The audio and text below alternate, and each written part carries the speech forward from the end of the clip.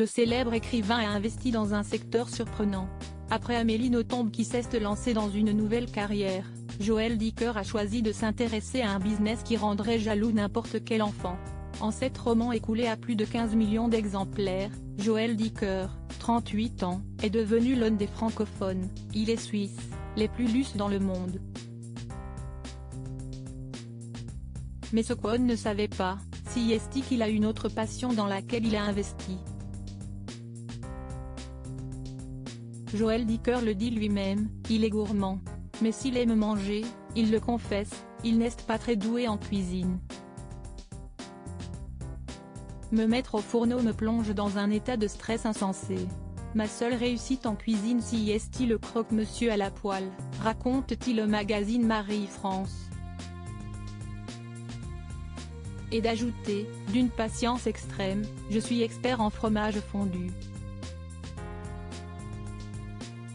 Joël Dicker, comme nous l'apprenons, est aussi propriétaire de la chocolaterie du Rhône, une institution genevoise vieille de 150 ans.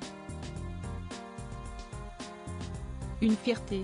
Cette acquisition, l'écrivain l'a faite en 2019 avec un ami à lui, le financier Joël Fradekoff.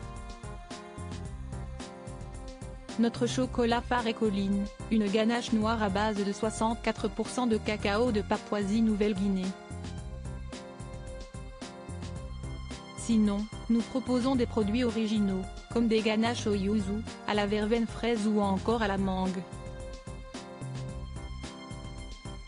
Nous allons aussi lancer des marrons glacés, un produit que les Genevois apprécient particulièrement, déclarait-il cette année lors d'un entretien avec le site Bien Vivre et Luxe. De quoi mettre l'eau à la bouche et certainement régaler ses 2 enfants. Joël Dicker, un écrivain très discipliné. Si Joël Dicker, en couple avec la discrète Constance, est donc un gourmand qui a investi dans les plaisirs sucrés haut de gamme, il avoue faire attention à ne pas se laisser aller.